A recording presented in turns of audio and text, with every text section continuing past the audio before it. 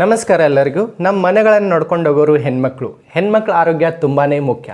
ಹೆಣ್ಮಕ್ಳಲ್ಲಿ cervical cancer, ಈ ಗರ್ಭಕಂಠದ ಅಥವಾ ಗರ್ಭದ್ವಾರದ cancer ಏನು ಹೇಳ್ತೀವಿ, ಇದು ತುಂಬ ಸಾಮಾನ್ಯವಾಗಿ ಕಂಡುಬರುತ್ತೆ. ಇದೇನಾಗುತ್ತೆ, ಮೂರನೇ ಸ್ಟೇಜು 4ನೇ ಸ್ಟೇಜು ಅವಾಗ ಡಿಟೆಕ್ಟ್ ಆಗುತ್ತೆ. ಅವಾಗ ಏನೂ ಮಾಡೋಕ್ಕಾಗಲ್ಲ.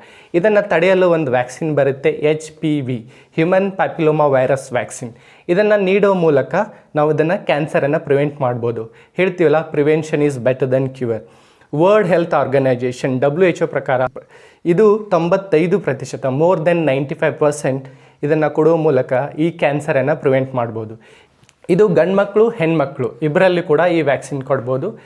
ನಿಮ್ಮ ಮಕ್ಕಳು ಏನಾದರೂ 9ರಿಂದ 14 ವರ್ಷ ಇದ್ದರೆ ಅವ್ರಿಗೆ 2 ಡೋಸ್ ಬರುತ್ತೆ. ಒಂದು 0 ಡೋಸು, ಅದಾದಮೇಲೆ 6 ತಿಂಗಳು 0 ಮತ್ತು 6 ಡೋಸು.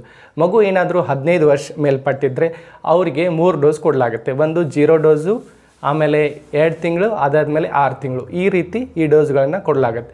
ಇದು ಪ್ರೈವೇಟ್ ಹಾಸ್ಪಿಟಲ್ದಲ್ಲಿ ಅವೈಲೇಬಲ್ ಇದೆ. ಇದರ ಕಾಸ್ಟು 2,000ರಿಂದ 3,000 ಇದೆ.